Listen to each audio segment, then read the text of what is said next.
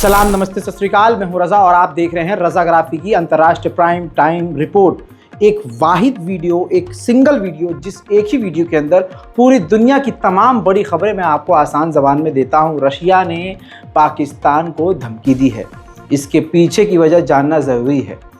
भारत से पहले रूस चावल इंपोर्ट करता था, हमसे चावल ख़रीदता था, लेकिन भारत ने चावल, दाल और कई तरह के प्रोडक्ट्स को अब एक्सपोर्ट करना, निर्यात करना बंद किया हुआ है, जिसके बाद रूस की गवर्नमेंट ने पाकिस्तान से कांटेक्ट किया और पाकिस्तान से चावल लेना शुरू कर दिए।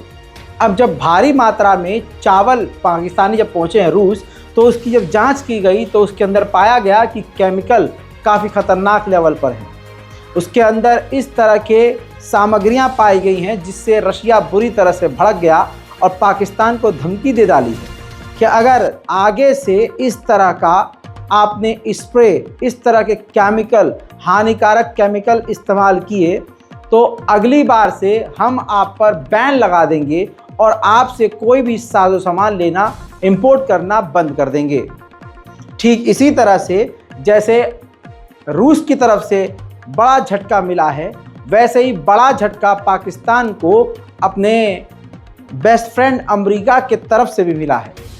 अमेरिका की सरकार, बाइडेन सरकार ने 3 चाइनीज़ बड़ी कंपनियों को ब्लैकलिस्ट कर दिया है, बैन कर दिया है, क्योंकि वो चीनी कंपनियां पाकिस्तान के मिसाइल और रॉकेट प्रोजेक्ट में उनको सपोर्ट कर रही थी। वर्ल्ड बैंक से लोन ले लेकर भी पाकिस्तान शांत नहीं है।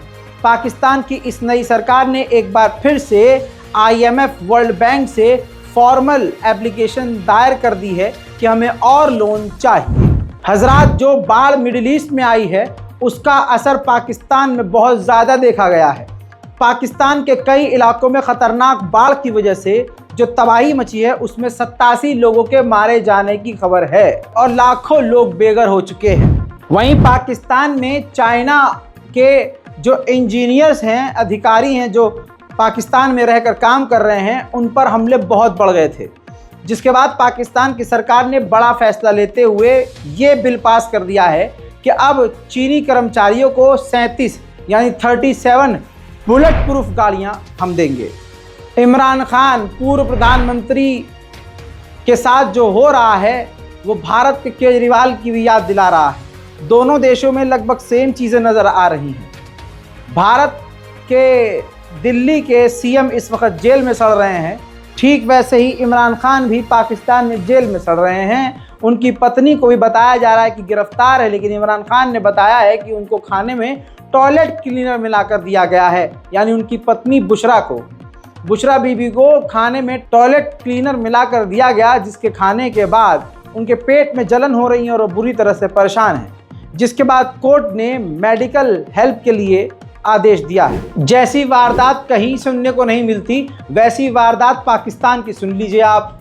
पाकिस्तान की संसद में मस्जिद भी मौजूद है, तो पाकिस्तानी सांसद और पत्रकार नमाज होने के वक्त मस्जिद में चले गए नमाज पढ़ने।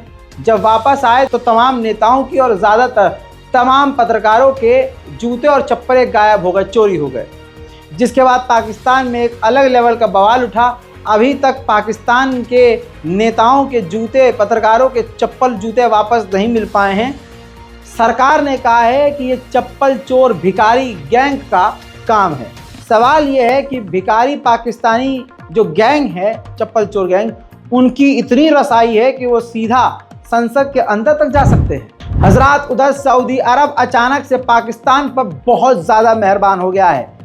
सऊदी अरब 8,000 करोड़ रुपया पाकिस्तान में इन्वेस्ट करेगा, जिससे पाकिस्तान को मोटा फायदा अब मिलने वाला है। भारत ने पहली बार फिलीपींस को अपनी ब्रह्मोस मिसाइल बेची है। खबर यह है कि जब इसकी डिलीवरी भारत के द्वारा पहुंचने वाली थी फिलीपींस, तो फिलीपींस के आसमान के आसपास चाइना के ड्रोन प्रवास कर रहे थे।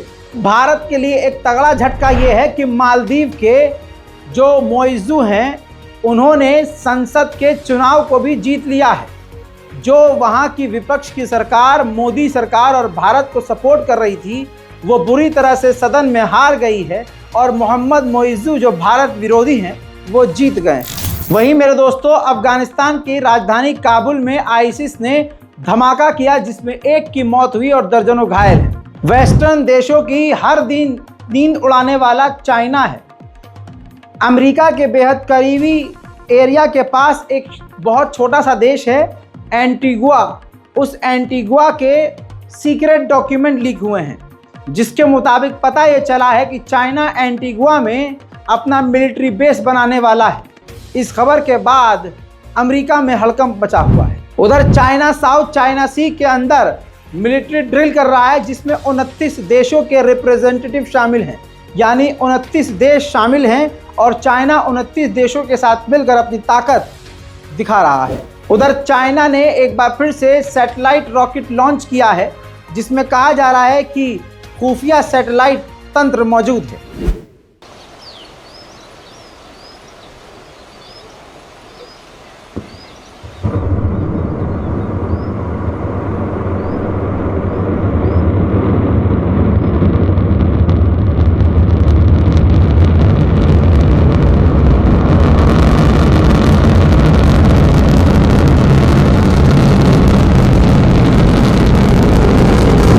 चाइना ने AUKUS यानी एक ऐसा ग्रुप जिसमें A यानी ऑस्ट्रेलिया, UK मतलब ब्रिटेन, US मतलब अमेरिका, इन 3 देशों की टुकड़ी AUKUS कहलाती है। इस ग्रुप पर चीन ने इल्ज़ाम लगाया कि ये तीनों मिलकर एशिया में तनाव बढ़ा रहे हैं और एशिया को न्यूक्लियर वॉर की तरफ आगे बढ़ा रहे हैं।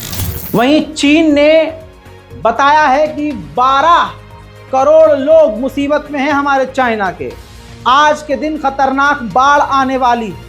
चाइना ने कहा कि 100 सालों में ऐसी खतरनाक बाढ़ कभी ना आई होगी जितनी खतरनाक बाढ़ आज के दिन आने वाली है। मेरे दोस्तों, कहा जा रहा है कि 12 करोड़ लोग प्रभावित चीन के होंगे और चाइना ने अपनी सेना को मदद के लिए पहले ही ग्राउंड पर तैनात कर दिया है और चीन में रेड अलर्ट है। उधर अमेरिकी गवर्नमेंट ने एग्रीमेंट साइन कर दिया है, बिल पास कर दिया है कि अगर टिकटॉक ने ऑफिशियली चीन से रिश्ता नहीं तोड़ा तो अमेरिका में टिकटॉक को बैन कर दिया जाएगा। उधर नॉर्थ कोरिया के किम जोंग उन के देश ने सबसे खतरनाक और सबसे बड़ा न्यूक्लियर वॉरहेड का टेस्ट किया है, यानी अब तक के सबसे बड़े बम का टेस्ट, जिसमें उन्हें कामयाबी मिली है। उधर नाइजर ने भी अमेरिका को झटका दे दिया है। पीस कीपिंग फोर्स के नाम पर अमेरिका के 1000 सैनिक नाइजर में तैनात हैं, तो नाइजर के गवर्नमेंट ने अमेरिका से कह दिया है कि अपने सैनिकों को वापस बुला लो। अमेरिका ने $61 बिलियन यूक्रेन की मदद के लिए अप्रूव कर दिया है, जिस पर रूस भड़क गया और रशिया ने कहा कि यही $61 बिलियन और भी ज़्यादा यूक्रेनियों की मौत का सबब बनेंगे। $61 बिलियन एक मोटी रकम हासिल करने के बाद यूक्रेन के तेवर तो पलटेंगे ही। यूक्रेन के राष्ट्रपति ज़ेलेंस्की ने कहा कि ये जो अमेरिका ने मदद की है, इस मदद को हासिल करने के बाद यूक्रेन दूसरा अफगानिस्तान नहीं बनेगा, यानी जीत हमारी ही होगी। उधर यूक्रेन की डिमांड बढ़ती ही जा रही है। अब ज़ेलेंस्की ने वेस्ट के देशों से कहा है कि यूक्रेन के ऊपर जो रूस की मिसाइलें आ रही हैं, आप सभी मिलकर उनको रोकिए। यानी जैसे पूरी दुनिया के वेस्ट के देशों ने इजराइल पर ईरानी मिसाइलों को मिलकर रोका, वैसी ही डिमांड अब यूक्रेन के राष्ट्रपति अपने तमाम साथियों से कर रहे हैं। हालांकि कोई इसमें नहीं कूदेगा। उधर अमेरिका खुलकर और इस जंग को बढ़ाने का कदम उठा रहा है। अमेरिका सोच रहा है कि यूक्रेन के अंदर अमेरिकी मिलिट्री एडवाइज़र और भारी मात्रा में भेज दिए जाएं। उधर क्रीमिया पर रूस का एक जहाज़ खड़ा था जिसे यूक्रेन ने हमला करके नुकसान पहुंचाया है।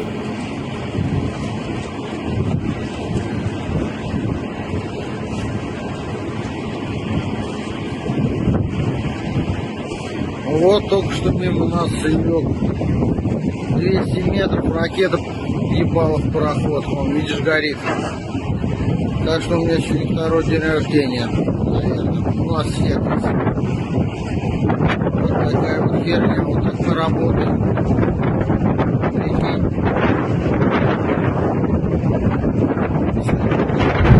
यूक्रेन के राष्ट्रपति ज़ेलेंस्की को सभी जानते हैं कि वो खुद यहूदी है। ऐसे में और भी इजरायली, बल्कि पूरे इजराइल का समर्थन हासिल करने के लिए अंतर्राष्ट्रीय पॉलिटिकल गेम खेल दिया है। यूक्रेन में मौजूद यहूदी धर्मगुरुओं से ज़ेलेंस्की ने मुलाकात की है।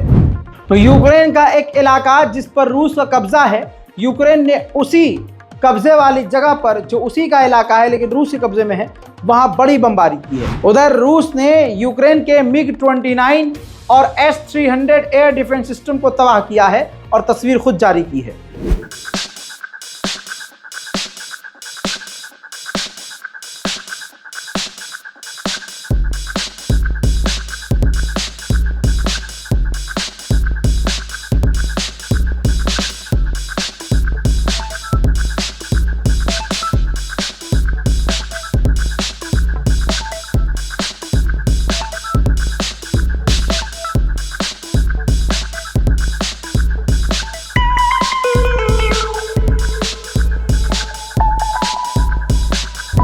रूस को एक और कामयाबी ये हुई है कि ये तस्वीर जारी हुई है कि रूस लेपर्ड 2 टैंक जो जर्मनी का है उसे जब्त करके, पहली बार जब्त करके रूस लेकर गया है अंदर। उधर रूस ने ऐलान किया है कि यूक्रेन के एक और गांव पर हमने कब्जा कर लिया है।